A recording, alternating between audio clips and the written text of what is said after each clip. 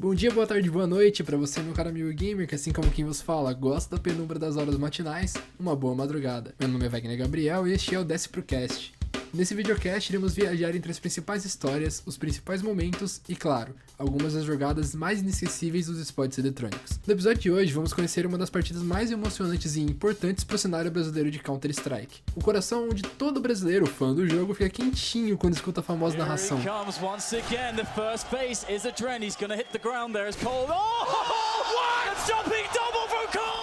E hoje, nós vamos entender o que aconteceu até esse momento e como ele foi impactante na partida. Novamente, este é o Desce Pro Cast, então vem comigo. Mas esse não chora, hein?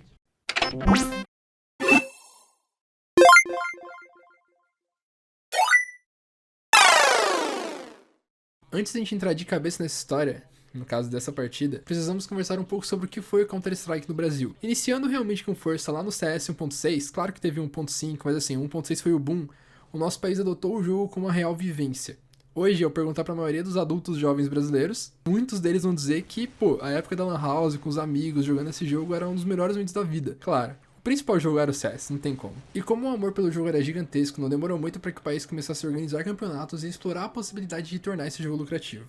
Claro que no começo de tudo era muito mais complicado, seja por locomoção ou por falta de estrutura, igual o que a gente conversou no episódio passado. Para resolver isso, os campeonatos eram locais, organizados pelos próprios donos de lan houses, e valiam prêmios como periféricos, horas na LAN e até mesmo dinheiro às vezes. E com o passar do tempo, o cenário internacional começou a olhar para o nosso país com outros olhos. Principalmente após a conquista de campeonatos importantes aqui no latino-americanos, como a Latin Cup 2004 e a CPL Chile 2005. A partir disso, o Brasil foi ganhando força em campeonatos e chegou até mesmo a disputar mundiais contra times gigantes.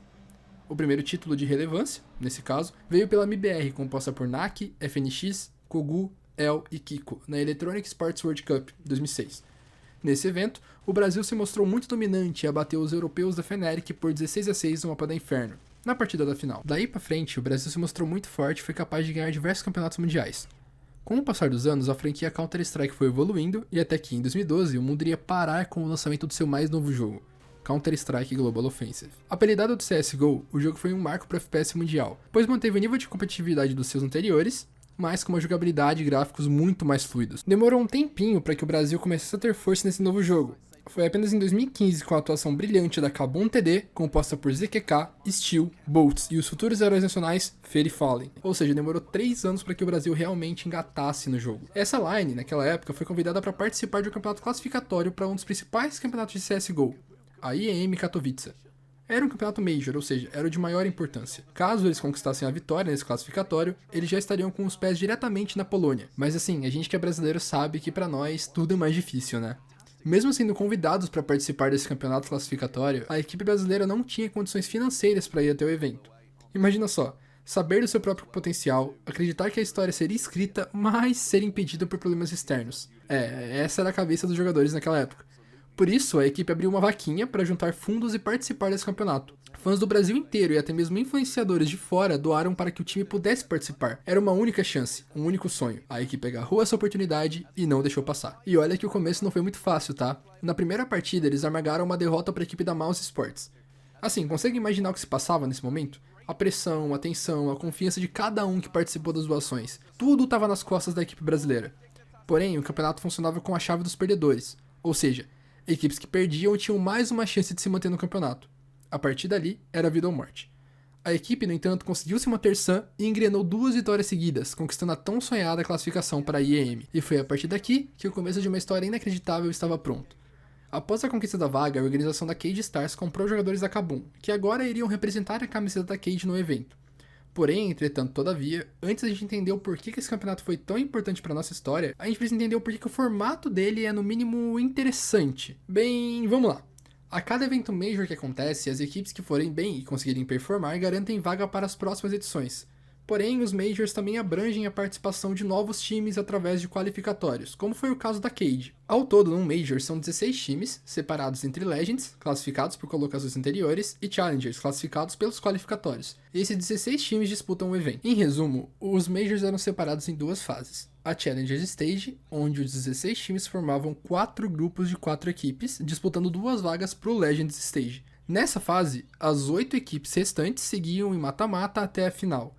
É importante ressaltar que, A vaga concedida para a próxima edição do Major era para os 8 times classificados após os Challengers, ou seja, sempre havia uma rotação de equipes que se classificavam para o Legends Stage e, consequentemente, garantiam vaga para a próxima edição. Com isso, já no Major, a equipe da Cade Stars foi sorteada para o grupo C, ao lado de gigantes como Ninjas e Pijamas, uma das equipes mais tradicionais do CS, a Counterlord Gaming, ou CLG, outro gigante time norte-americano, e a Hellraisers, que vinha pela vaga Legend do Major passado a esse. Ou seja, também era uma pedrada. Com isso, a missão dos brasileiros era mais complicada que nunca. Pela primeira vez, estariam disputando um campeonato realmente gigante, e logo de cara, iriam enfrentar times incríveis. Por isso, após 3 partidas intensas, a equipe da Cade Stars garantiu a classificação para a próxima fase, com um placar de 2-1 na fase de grupos, após a vitória contra a Hellraisers e a CLG. No Legends Stage, infelizmente o Brasil não conseguiu performar, e logo foi eliminada pela forte equipe polonesa Virtus Pro. Por outro lado, garantiu a vaga para o próximo Major, que já era algo incrível para o time. Assim, eles podiam se preparar melhor e novamente estar entre os melhores do mundo, pois a vaga já estava garantida. Após Katowice, o próximo Major iria para Cologne,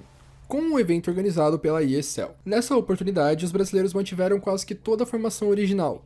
Porém, novamente, a equipe seria comprada por outra organização. Dessa vez, a norte-americana Luminosity Gaming assinou com a Line e pôde fornecer melhores condições para que o time pudesse participar desse e de outros campeonatos no exterior. A única mudança, e provavelmente a mais importante de todo o CS brasileiro, o prodígio Coldzera foi contratado no lugar de ZQK. O Cold vinha performando extremamente bem nas partidas ranqueadas no Brasil e em campeonatos disputados pelo seu ex-time, a Dexterity, e era tido como o futuro do game. Com a adição de Coldzera, o Brasil começou a fase Challengers da ESL em Cologne com uma vitória arrasadora sobre o time da Kinguin, por 16-6. Após isso, amargou uma derrota para os franceses da Envious e enfrentou a Flipside, valendo a vaga para o Legends Stage e, consequentemente, a vaga para o próximo Major. Após uma partida difícil, os brasileiros superaram os europeus e novamente garantiram a vaga. Entretanto, por mais uma vez amargaram uma rápida derrota e se contentaram apenas com a vaga para o próximo evento. A próxima parada? DreamHack Open Cluj-Napoca 2015.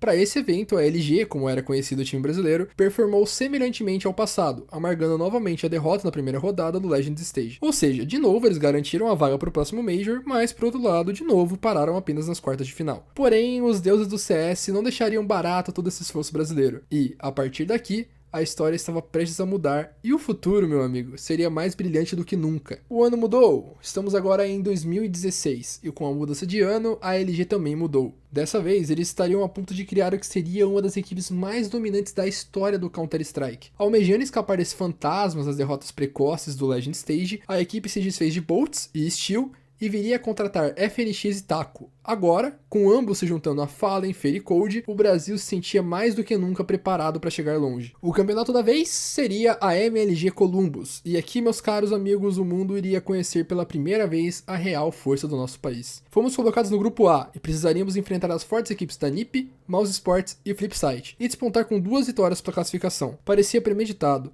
Em diversos momentos da história do time, essas mesmas equipes se prostraram na nossa frente, mas dessa vez não seriam capazes de nos parar. Dito e feito, sem pestanejar, o Brasil passou o carreto e largou na ponta com um 2-0.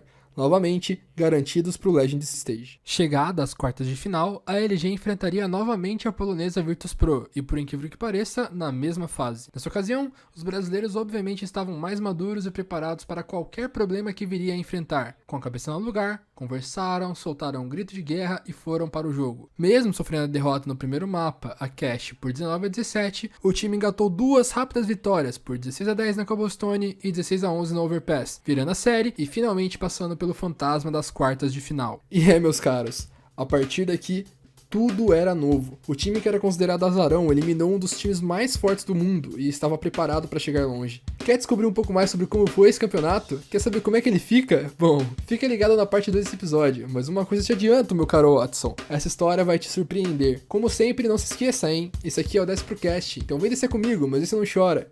Eu te espero na próxima parte. Falou!